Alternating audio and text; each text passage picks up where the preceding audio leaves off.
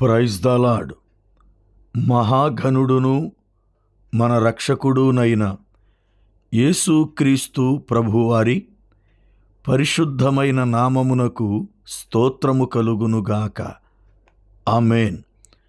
ప్రభువునందు ప్రియులారా, ఈ దినము జనవరి 9 గురువారపు ఉదయకాలము వేళ దేవుని వాక్యము వింటున్న మీ అందరికీ దైవజనునిగా నా హృదయపూర్వకమైన శుభములు.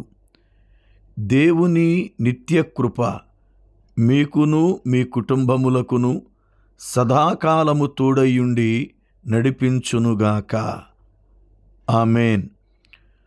ప్రతిదినము దేవుని వాక్యాన్ని వినే భాగ్యాన్ని ప్రభువు అనుగ్రహించినందుకు మనమెంతో ధన్యులం. ఈ దినము కూడా దేవుని వాక్యాన్ని వినడానికి మన హృదయాలు సిద్ధపరచుకుందాం. ఈరోజు రాత్రి 7:30 నుండి కువైట్ దేశములో రాసాల్మియా ప్రాంతమునందు ఏసే మార్గం ప్రార్థనా మందిరము యొక్క సంఘ 4వ వార్షికోత్సవపు ఆరాధన జరిగించబడుతూ ఉంది. దాని కొరకై మీరు ప్రార్థించండి. యూట్యూబ్ లైవ్ ద్వారా దానిని వీక్షించండి. దైవజనులు యోసేపు గారి యొక్క పరిచర్య కొరకై మీరు ప్రోత్సహించండి. దేవుని వాక్యాన్ని చదువుకుందాం. కీర్తన గ్రంథము 39వ కీర్తన 8వ చరణం. నా అతిక్రమములన్నిటి నుండి నన్ను విడిపింపుము, నీచులకు నన్ను నిందాస్పదముగా చేయకుము. ప్రార్థన.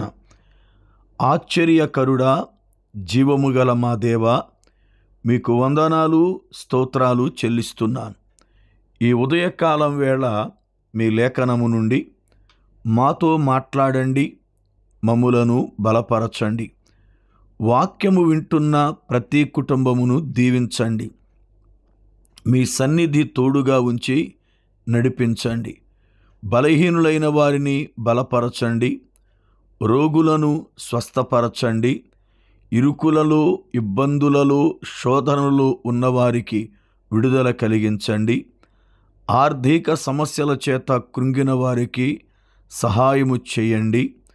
రక్షింపబడక నశించిపోవు ప్రతి ఆత్మ రక్షింపబడుటకు సహాయము చేయండి. రక్షింపబడిన వారు తొట్టిల్లిపోకుండా సహవాసాలలో వారిని స్థిరపరచండి.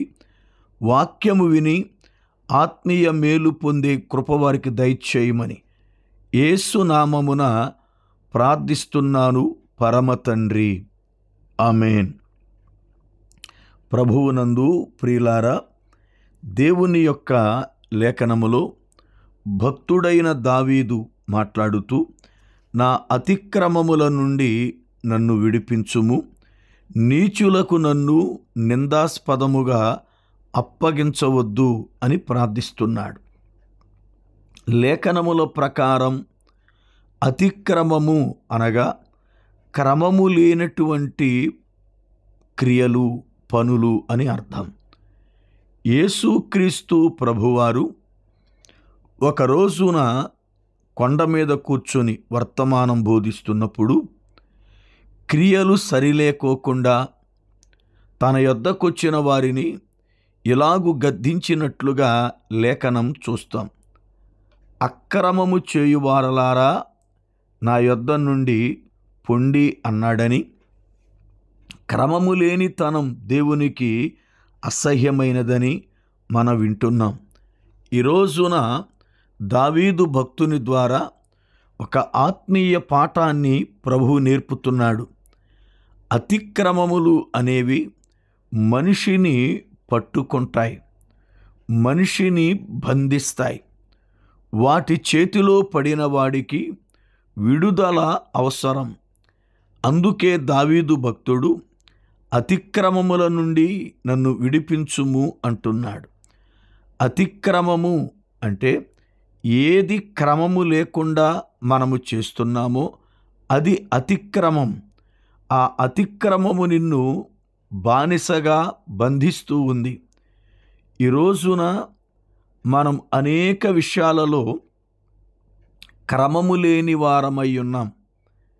దేవునిని గూర్చి పాటలు పాడే విషయములో కానీ, ప్రార్థించే విషయములో కానీ, వాక్యం చదివే విషయములో కానీ, లేక వాక్యాన్ని బోధించే విషయములో కానీ, కానుక అర్పణ అర్పించే విషయములో కానీ, సాక్ష్యాలను చెప్పే విషయములో కానీ, దేవుని మందిరానికి వెళ్ళే విషయములో కానీ, తోటి వారితో మనము సహవాసం కలిగి ఉండే విషయాన్ని కానీ, ఏ విషయాన్ని మనం గమనించినా కొన్ని పర్యాయాలు క్రమాన్ని తప్పి మనము ప్రవర్తిస్తుంటాం. ఏది చెయ్యకూడదు అని దేవుని వాక్యం బోధించిందో దానినే మనము చేసి పైగా సమర్థించుకోవడానికి ఇష్టపడతాం. దేవుని పిల్లలుగా మనము బలహీనులమే. అయితే మనము చేసింది తప్పు అని పరిశుద్ధాత్మ దేవుడు మనకు బయలుపరిచినప్పుడు ఆ విషయం మనం వాక్యం చదువుట ద్వారా కావచ్చు, లేక దైవజనుడు వర్తమానం ఇస్తున్నప్పుడు గద్దింపుగా ఆ విషయం వెల్లడి పరచొచ్చు. అలాంటప్పుడు సమర్థించుకోవడానికి ప్రయత్నించకూడదు, కానీ పశ్చాత్తాపముతో దేవుని దగ్గర ఒప్పుకొని విడిచిపెట్టి సరిచేసుకోవడానికి ఇష్టపడాలి. నీచులకు నన్ను నిందాస్పదముగా అప్పగించవద్దు అన్నాడు. దావీదు జీవితంలో ఒక సంఘటన వాక్యమునందు మనకు కనబడుతుంది. ఆ సమయములో దావీదు దేవునితో మాట్లాడుతూ, నేను దేవుని చేతిలో పడడమే నాకిష్టము అన్నాడు. కారణం ఏమిటి అంటే, దావీదుని సాతాను ప్రేరేపించగా తన యొద్ద సైన్యం ఎంత ఉందో లెక్క కావాలి అని యోవాబుని పిలిచి చెప్పాడు. యోవాబు, మనకు కావలసినంత ఉన్నారు, లెక్క అక్కరలేదు అంటే, నేను రాజును గనుక నేను చెప్పిందే వినాలి అన్నాడు.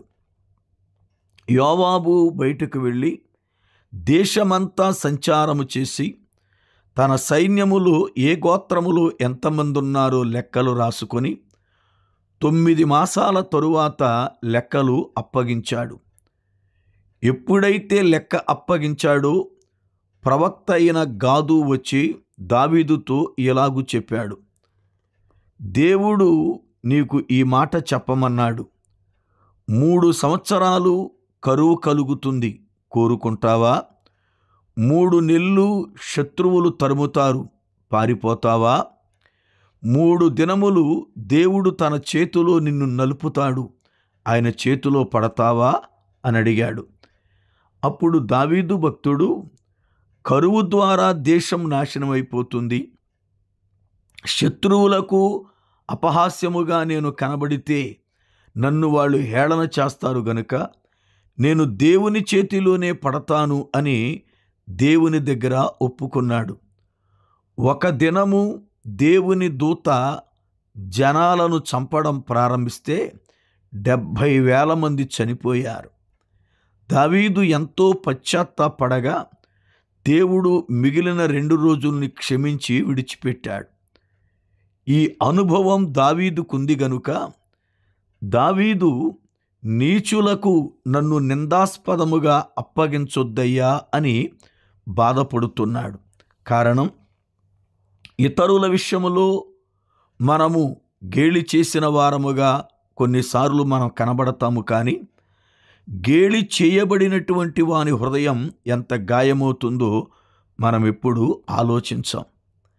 మనము సరదాకను వాడి మీద ద్వేషమును, వాడిని నవ్వుల పాలు చేయాలను, లేక మనకున్న గర్వాన్ని బట్టు ఈ రోజున ఇతరులను మనము తోలనాడుతున్నాం, ఎగతాళి చేస్తున్నాం, వారి బలహీనతలను ఏదో లోకానికి చెబుతున్నామని విర్రవీగుతున్నాం.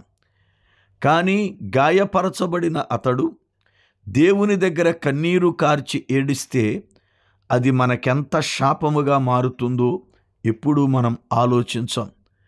దేవుని పిల్లలుగా మీరు ఎవరినైనా వ్యర్థముగా తోలనాడినా, ఇతరుల విషయములో మీకు సంబంధము లేకపోయినా, ఆ మనిషిని నిందించినా, ఆ మనిషిని గూర్చి సాడీలు చెప్పినా, ఆ మనిషిని గూర్చి ఏవేవో మీరు ప్రకటనలు చేసినా, ఆ వ్యక్తి దేవుని ఎదుట కన్నీరు కారిస్తే అది మీకు కానీ మీ కుటుంబాలకు కానీ ఆశీర్వాదము కాదు, శాపమే. ఇతరుల విషయములో మనము ఏ పనులు చేస్తామో అవే తిరిగి మన జీవితములో సంభవిస్తాయని మరచిపోవద్దు. ఏమి విత్తుతామో ఆ పంటనే ఖచ్చితముగా మనము కోస్తాం. వేషధారిగా ఎంతకాలం బ్రతికినా ఒక రోజున మన వేషము అనేది బట్టబయలగుతుంది. ఆ దినమున మనం ఎంత కప్పుకోవాలని ప్రయత్నించినా అది దాగదు. దేవుని పిల్లలుగా యథార్థత కలిగిన వారమై నీతిమత్వమైన జీవితముతో బ్రతుకుతూ మన అవిధేయతల విషయములో, అతిక్రమముల విషయములో దేవుని యొద్ద క్షమాపణ కోరుతూ పశ్చాత్తాపడుతూ దేవునిలో ఉన్నతమైన పరిశుద్ధత కలిగి జీవించడానికి మనము సిద్ధపడాలి. అప్పుడు ప్రభువు మనలను, మన కుటుంబములను ఆశీర్వదించి అనేక మందికి మనలను దీవెనకరముగా ఉంచుతాడు. నా మట్టుకు నేనే నీతిమంతుణ్ణి అనుకోవడం చాలా బుద్ధిహీనత. ఎన్నో బలహీనతలు ఈ రోజున మనుషుని బలహీనపరుస్తున్నాయి. వాటి నుండి పరిశుద్ధాత్మ దేవుడు విడిపించునుగాక. ఆమేన్. ప్రార్థన. కృపానిధివైన తండ్రి, మీకు వందనాలు, స్తోత్రాలు. మీ కరుణా వాత్సల్యమును బట్టి ఈ దినము మాతో మాట్లాడిన ప్రతి మాట కొరకై స్తుతులు. వాక్యము విన్న ప్రతి బిడ్డను దీవించండి. వారి కుటుంబాలకు క్షేమాన్ని అనుగ్రహించండి. మీ సన్నిధి తోడుగా ఉంచి నడిపించండి. యేసు నామమున ప్రార్థిస్తున్నాను పరమ తండ్రి. ఆమేన్. మన పరమ తండ్రి అయిన దేవుని ప్రేమ, ఆయన కుమారుడు మన రక్షకుడునైన ప్రభువారి కృప, పరిశుద్ధాత్మ దేవుని యొక్క అన్యోన్య సహవాసము, ఆయన సన్నిధి మనకు తోడైయుండి నడిపించునుగాక. ఆమేన్.